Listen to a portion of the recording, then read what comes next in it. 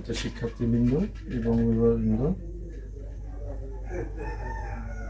English spoken কোর্সের পক্ষ থেকে আপনাদেরকে অসংখ্য ধন্যবাদ জানাচ্ছি।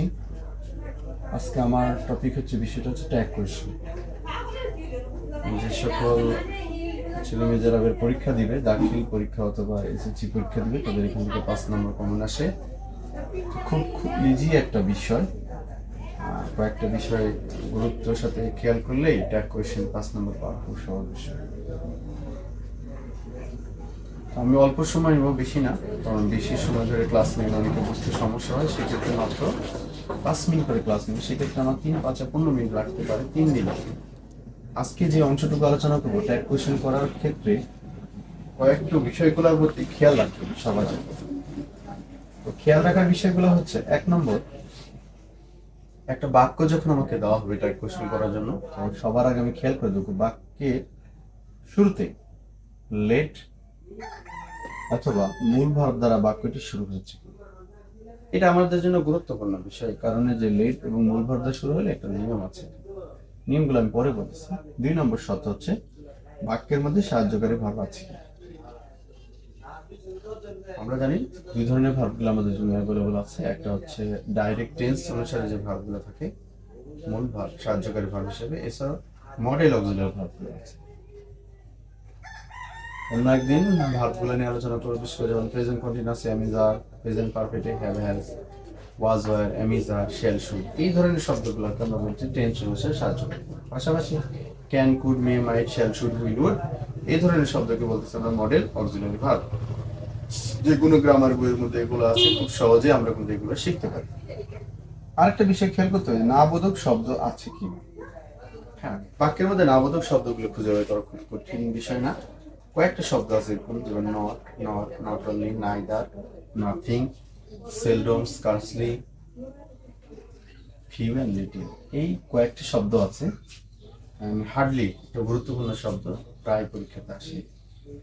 এই শব্দগুলো যদি থাকে তাহলে আমাকে নিয়মবদ্ধ। এখন আমরা খুব সহজে দেখবো ট্যাগ কোয়েশ্চেন কি। আমি এগুলো এখন মিলে দিচ্ছি।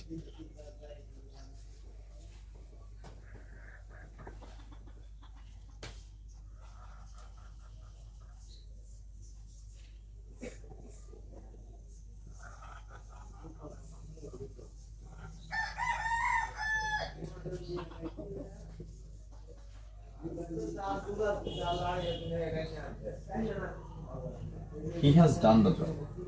এখানে একটা কাজ বা কোনো কিছু দেওয়া হয়েছে তাকে, সেই কাজটি করা হয়েছে। বলা হলো যে এই বাক্যটাই আমাকে ট্যাগ কোয়েশ্চেন করে। খুব সহজ বিষয়।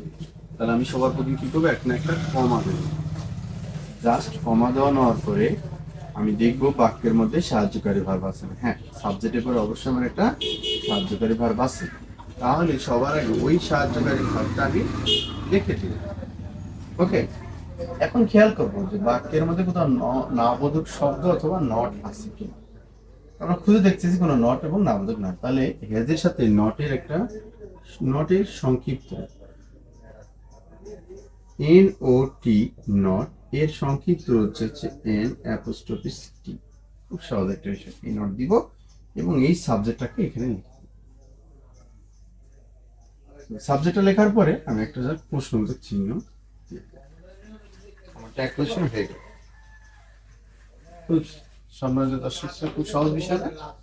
জাস্ট শুধু একটা কমা দিব, সাহায্যকারী ভাবটা বসায় দিব, নাবোধক না থাকলে নট দিব এবং হচ্ছে এটা হচ্ছে যে সাহায্যকারী ভাব যদি থাকে তাহলে এগুলো নেব। কিন্তু কিছু বাক্য আমরা পাবো যেগুলোতে সাহায্যকারী থাকে না, তখন আমরা কি করব, এই বিষয়টা নিয়ে খুব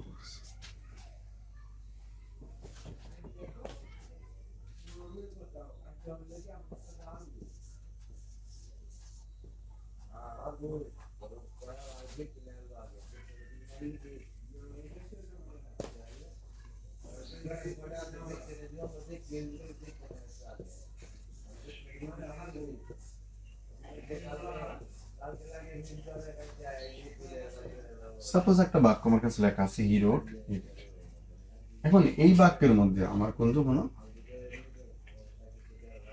ওই বাক্যটার মধ্যে আমার কোনো সাহায্যকারী ভার্ব নাই। তাহলে আমার এখন কি করতে হবে? তাহলে আমরা একটা রুলস জানি যে টেন্স মোট 12টা টেন্সের মধ্যে 2টা টেন্স আছে যার কোনো সাহায্যকারী ভার্ব সাধারণত নাই, বাট বাক্যকে নাবোধক এবং প্রশ্নবোধক করলে সেগুলো আসে।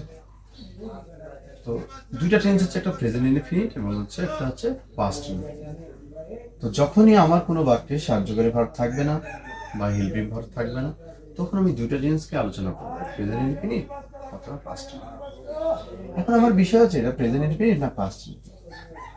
আমার এইটা টেন্সটা চেনার খুব সহজ উপায় হচ্ছে আমি ভার্বের দিকে খেয়াল করতে পারি। আমি কয়েকটা বিষয় বলবো টেন্স ছিল, তার মধ্যে 1 নম্বর বিষয় হচ্ছে ভার্বের দিকে লক্ষ্য রাখা। ভার্বে কি 1 নম্বর ফর্ম আছে না অন্য কোনো ফর্ম আছে? এখন দেখি রোট লেখা আছে, আসলে অ্যাকচুয়ালি ভার্বের রাইট ফর্ম ছিল হচ্ছে রাইট।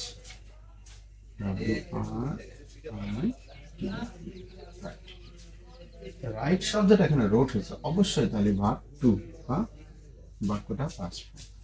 নিশ্চিত থাকেন বাক্য যদি 2 নম্বর উপরে থাকে তাহলে অবশ্যই এটা পাস্ট ইনডিফিনিট টেন্স হবে without any confusion. This is past indefinite tense, এটার মধ্যে কোনো সম্ভাবনা নেই। এবং যদি এই 1 থাকতো তাহলে অবশ্যই এটা প্রেজেন্ট ইনডিফিনিট টেন্স হবে। এছাড়া আরো কিছু চেনার উপায় আছে, অবজেক্টের পর কিছু অতীতকালীন শব্দ থাকবে, যেমন লাস্ট নাইট, এগো, লং এগো, এই ধরনের শব্দগুলো, ইয়েস্টারডে, দ্য প্রিভিয়াস ডে, এই ধরনের শব্দগুলো যদি থাকে তাও আমরা একে পাস্ট ইনডিফিনিট তখন আমি বলতে পারি। ওইটা থেকে বলতে পারি, এটা থেকে বলতে পারি। সো প্রেজেন্ট ইনডিফিনিটে শুধু এই মূল ভার্বের 1 থাকে। ভার্ব চিনতে না পারলে আরেকটা চিহ্ন আছে, যেমন ওকেশনালি, জেনারেলি, সামটাইম,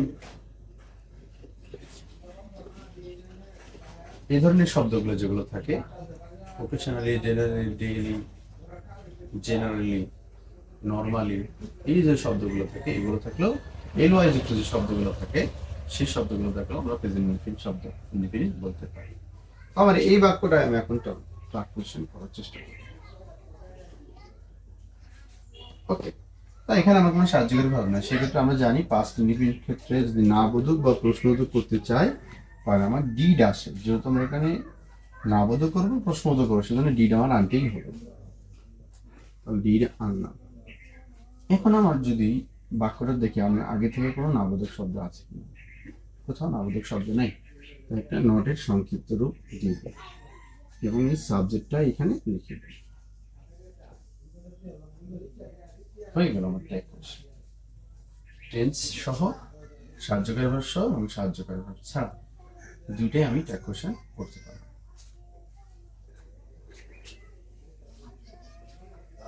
পরবর্তী পার্ট 2 ভিডিওতে দেখানো হবে।